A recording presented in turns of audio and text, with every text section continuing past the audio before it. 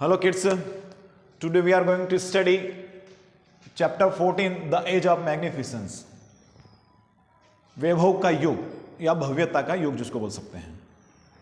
जहांगीर और शाहजहां के बारे में हम पढ़ेंगे। अकबर ने अपने साम्राज्य को बहुत ही कुशलता से संगठित किया। अकबर की स्टेबिलिटी के कारण ही उसके उत्तराधिकारी जहांगीर और बाद के जो दो रूलर्स हैं शाहजहां और औरंगजेब, उन्होंने मुगल साम्राज्य को स्मूथली रन किया, अच्छी तरीके से रन किया। और इन तीनों के शासनकाल में ही क्या हुआ, राज्य की सीमाओं का विस्तार हुआ, है ना। जो शाहजहां और जहांगीर जो थे वो आर्ट और लिटरेचर को उन्होंने प्रोत्साहित किया। वो आर्ट और लिटरेचर को उन्होंने क्या किया, प्रोत्साहित किया और कई प्रकार की सुंदर भव्य इमारतों का निर्माण किया। और जितने भी रॉयल फैमिली जो होती थी और जो एरिस्टोक्रेसी होती थी, रईस लोग होते थे, वो शानो शौकत के जीवन जीते थे, लग्जरियस जीवन जीते थे। और इसी कारण इस युग को क्या कहा गया है, एज ऑफ मैग्निफिसेंस कहा गया है, भव्यता का युग कहा गया है। जहांगीर की अगर हम बात करें 1605 to 1627 एडी तक उसका शासनकाल चला। अकबर की मृत्यु के बाद उसके बेटे जहांगीर ने राजगद्दी संभाली। वो पेंटिंग और लिटरेचर का बहुत बड़ा बहुत शौक रखता था वो। और जहांगीर का जो बेटा था खुसरो, उसने क्या किया, जहांगीर के विरुद्ध विद्रोह कर दिया। फिर अगर हम बात करें main events of Jahangir rain, Jahangir के शासनकाल की अगर मुख्य हम घटनाओं की अगर बात करें तो इस प्रकार से है। मेवाड़, कांगड़ा और अहमदनगर। मेवाड़ का नया शासन जो राणा अमर सिंह जो थे, वो अपने पिता राणा प्रताप की तरह उन्होंने मेवाड़ के सामने मतलब मुगलों के सामने समर्पण नहीं किया। फिर जहांगीर ने क्या किया, राणा अमर सिंह के साथ एक संधि की, बहुत ही लिबरल टर्म पर, बहुत ही है ना सामान्य उनकी जो टर्म थी, उनकी जो शर्तें थी, उस पर उन्होंने एक संधि की। और इसी संधि से क्या हुआ, मेवाड़ और मुगलों के बीच में शांति स्थापित हुई। मेवाड़ और मुगलों के बीच में शांति स्थापित हुई। कांगड़ा फोर्ट जो कि पंजाब में था, और वो किसके अंडर में था, राजपूत के अंडर में था। वहां पर ज्वाला देवी का एक मंदिर है। तो वहां पर क्या किया, जहांगीर ने अपनी सेना कांगड़ा में भेजी और उसको अपने कब्जे में ले लिया। इसके अलावा हम बात करें एनिमिटी विद सिखों के साथ भी उसकी क्या शत्रुता थी, उसमें देखते हैं कि जो अर्जुन देव जो थे, सिख गुरु अर्जुन देव, उनसे जहांगीर बहुत ही मतलब खुश नहीं था। क्योंकि उन्होंने क्या, गुरु अर्जुन देव ने क्या किया कि जहांगीर के विरुद्ध खुसरो ने जो मतलब कि विद्रोह किया था, उसमें उनकी आर्थिक मदद की थी। किसने, अर्जुन देव ने, इसलिए उनसे खुश नहीं था। तो उसके बाद क्या किया, जहांगीर ने अर्जुन देव पर जुर्माना लगाया। और जुर्माना जो लगाया तो अर्जुन देव ने देने से मना कर दिया। तो उनको इतना टॉर्चर किया गया कि वो उनकी मृत्यु हो गई। इस बात से क्या हो गया, जो पीस लविंग सिख जो थे, जो शांति के समर्थक थे, शांति से प्रेम करते थे, वो ऐसे सिख जो कि चाहते थे कि हर समय शांति बने रहे, लेकिन इस घटना के बाद उन सिखों ने क्या किया, जहांगीर के विरुद्ध विद्रोह कर दिया। जहांगीर के विरुद्ध विद्रोह कर दिया। फिर इसके बाद आता है struggle with the Afghan. Afghan के साथ क्या स्ट्रगल हुए उसके। Kandahar province of Afghanistan was captured by the ruler of Iran. Iran के रूलर ने क्या किया, कांधार को क्या कर कैप्चर कर लिया, उसको हड़प लिया उसको।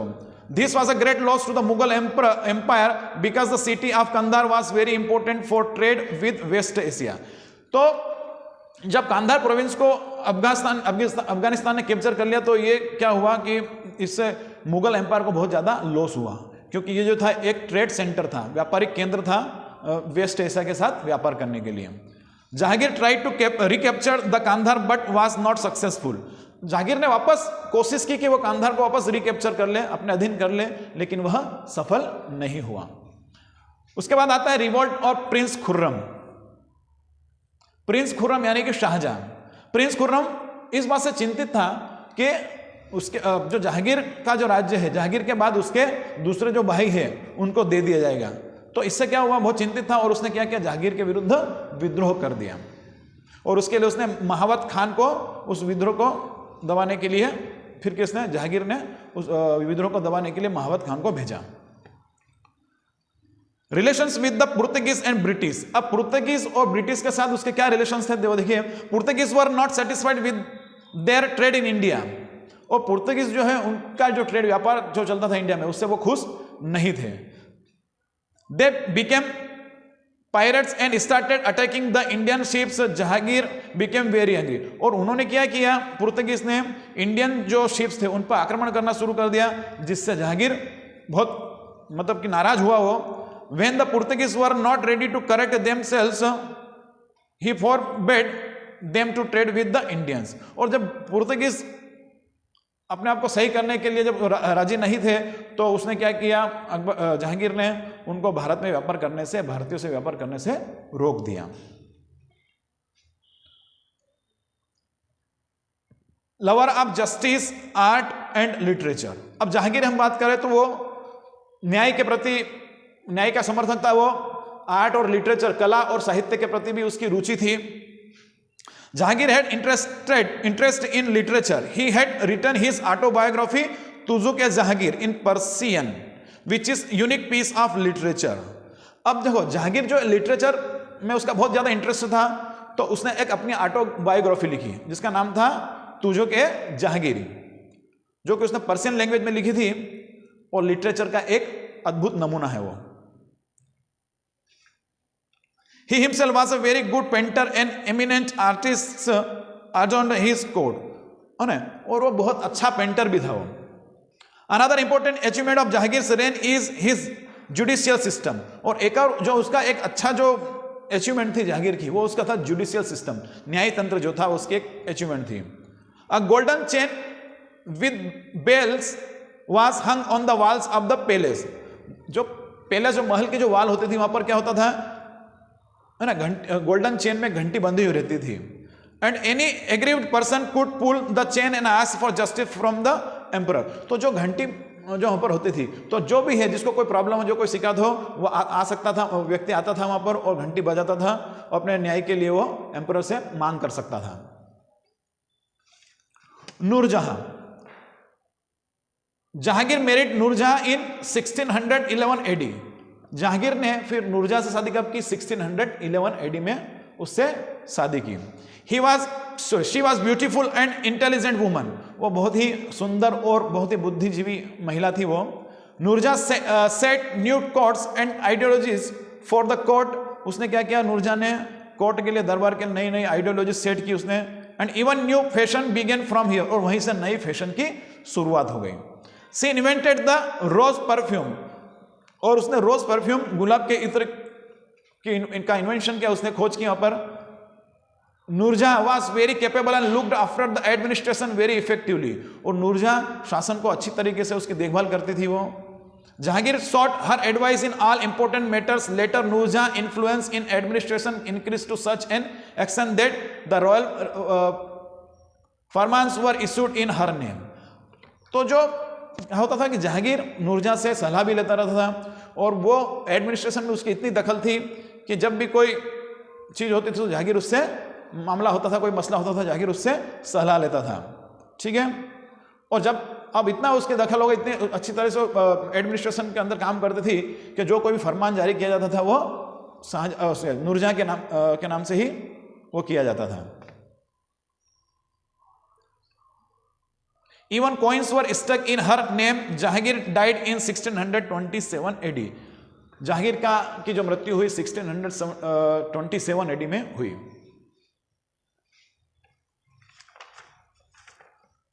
शाहजहां की बात करें, शाहजहां का जो शासनकाल था 1628 से 1657. 1628 से 1657. After the death of Jahangir, his third son Shahjahan Khurram sat on the throne. Jahangir के मृत्यु के बाद उसका जो तीसरा बेटा था शाहजहां, जिसको हम खुर्रम भी कह सकते हैं, उसका खुर्रम नाम भी दिया गया था उसको, वो राजगद्दी पर बैठा. शाहजहां's reign is remembered for its accomplishment, royal splendor, progress in art and literature. और शाहजहां का जो शासनकाल है आर्ट और लिटरेचर की प्रोग्रेस, उसकी उन्नति के रूप में जाना जाता है. Due to all around development his age is called the age of magnificence. और संपूर्ण विकास के कारण, संपूर्ण डेवलपमेंट के कारण उसके युग को भी एज ऑफ मैग्निफिसेंस कहा जाता है, भव्यता का युग कहा जाता है. Main events of Shahjahan's reign. Shahjahan का जो शासनकाल था उसकी जो मेन इवेंट्स थी वो है revolt by Jahangir, Jujhar Singh of Bundelkhand. एक तो जो बुंदेलखंड का जो शासक जो था उसने जुजर खान जिसका नाम था, उसने भी एक विद्रोह छेड़ दिया शाहजहां के विरुद्ध। Jujhar Singh was the king of Bundelkhand, Bundelkhand का राजा था Jujhar Singh. He revolted against Shahjahan but ultimately he had to enter into treaty with Shahjahan but later as he did not pay heed to the orders of Shahjahan he was crushed. अब देखिए जुजर सिंह ने शाहजहां के विरुद्ध विद्रोह छेड़ दिया, लेकिन वो विद्रोह को दबाने में सफल नहीं हुआ, मतलब विद्रोह कायम नहीं रख सका, और अंततः उसने क्या किया, शाहजहां के साथ एक संधि स्थापित कर ली। संधि पर उसने हस्ताक्षर किए कि भाई हमारी संधि है।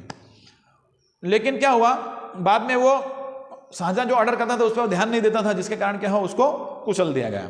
Deacon policy of Shahjahan, Shahjahan की Deccan policy. The Deccan was an area which created problems for the Mughals. Deccan एक ऐसे एरिया था, उस एरिया ने क्या किया, मुगल्स के लिए समस्या खड़ी कर दी थी। During the reign of Jahangir, Ahmednagar, Bijapur and Golconda were under the subjugation of the Mughal. Jahangir के शासनकाल में जो अहमदनगर है, बीजापुर है, गोलकुंडा है, सब किसके अंडर में थे, मुगल के अंडर में। But they again declared themselves independent. लेकिन फिर उसने उन्होंने क्या किया, अपने आप को क्या किया, उन्होंने स्वतंत्र घोषित कर दिया। Shahjahan conquered Ahmednagar, Golconda and Bijapur, submitted to the Mughals and entered into peace treaty. Shahjahan ने क्या किया, अहमदनगर, गोलकुंड और बीजापुर को क्या किया, अपने उसने जीत लिया। Shahjahan appointed his son Aurangzeb as the governor of Deccan, और शाहजहां ने अपने बेटे औरंगजेब को डिकेन का गवर्नर नियुक्त कर दिया। Aurangzeb tried to conquer Bijapur and Golconda and annex it to the Mughal empire but he did not succeed। अब जो औरंगजेब था उसने क्या कि बीजापुर और गोलकुंडा को जीतने की कोशिश की, और भाई उसका भी मानना था कि इसको जीतकर हम मुगल अंपायर में मर्ज कर देंगे, उसमें मिला देंगे, लेकिन वह सफल नहीं हुआ। The north western policy to secure the north western boundary of his empire, he sent his army to Balkh and Badakhshan of Asia, central Asia. अब नॉर्थ वेस्टर्न जो बाउंड्रीज थी उसके अंपायर की, उसके साम्राज्य की, उसको सिक्योर करने के लिए, उसको सेव करने के लिए उसने क्या किया, अपनी आर्मी को कहां भेजा, बालखा और बदख्शाह जो कि सेंट्रल एशिया में वहां पर भेजा। He recaptured Kandahar from the emperor of Iran but after some time it again slipped off from his clutches. अब उसने क्या किया कि भाई कांधार को वापस रिकैप्चर कर लिया, लेकिन फिर क्या हुआ, अच्छा ईरान के जो शासक जो एम्परर था उससे उसने कांधार को रिकैप्चर कर लिया, लेकिन क्या हुआ कि वापस उसके पंजों से फिसल गया, मुक्त हो गया। Struggle with Portuguese, Hooghly was the colony of the Portuguese. Hooghly जो थी पुर्तगीज की कॉलोनी थी। Shahjahan entered into conflict with the Portuguese, they used this as a base for piracy in bay of Bengal. The Mughal army ousted the Portuguese from Hooghly. Shahjahan जो था उसने किसके, Portuguese के साथ कॉन्फ्लिक्ट किया, संघर्ष की लड़ाई लड़ी, और उसके बाद क्या मुगल ने क्या किया कि जो पुर्तगीज थे उनको हुगली से बाहर कर दिया। आर्किटेक्चर ऑफ शाहजहां, शाहजहां के जो आर्किटेक्चर, उसने क्या क्या बिल्डिंग कौन से क्या बनाया है, architecture. Art and architecture progress during the reign of Shahjahan. Shahjahan के शासनकाल में आर्ट और लिटरेचर की उन्नति हुई है, वृद्धि हुई है उनमें। The buildings made by Shahjahan like the red fort of Delhi, Diwane Alam, दीवाने खास, जामा मस्जिद, ताजमहल एक्सेट्रा। और जो शाहजहां की बनाई हुई जो बिल्डिंग्स थी वो red fort of Delhi, Delhi का लाल किला है, दीवाने आम, दीवाने खास, जामा मस्जिद, ताजमहल, ये सभी क्या है, these are the example of magnificent, these are the magnificent examples of architecture. ये आर्किटेक्चर के एक शानदार उदाहरण है। Bejewelled peacock throne is also associated with Shahjahan, और शाहजहां के साथ हमेशा क्या होता है, bejewelled peacock throne. Peacock throne जो था उसमें रत्नों से जड़ित जो पीकॉक थ्रोन जो था वो हमेशा उसके साथ है। The famous Kohinoor diamond embedded on the throne was a symbol of his splendour. और उस जो थ्रोन के साथ एक जो मशहूर जो डायमंड जो है, कोहिनूर डायमंड, वो उसके साथ लगा हुआ है थ्रोन के साथ, जो कि शान शौकत का एक सिंबल माना जाता है, प्रतीक माना जाता है। It took 7 years to complete the peacock throne. peacock throne को बनने में 7 साल लगे. Besides other precious stones, the Kohinoor diamond was also studded on it. दूसरे डायमंड्स के साथ ही साथ कोहिनूर का जो हीरा भी उसके साथ लगा हुआ था. It was decorated with 2 peacocks. 2 peacocks के साथ उसको डेकोरेट किया गया था. In 1739, Nadir Shah of Iran took it away to Iran with him. और 1739 में जो ईरान का जो नादिर शाह था उसने क्या किया, अपने साथ वो कोहिनूर का हीरा वो ले गया. The last days of Shahjahan, Shahjahan के जो आखिरी दिन जो थे, इन 1657 शाहजहां फेल इल. 1657 में शाहजहां बीमार हो गया. The royal physicians were doubtful of his recovery.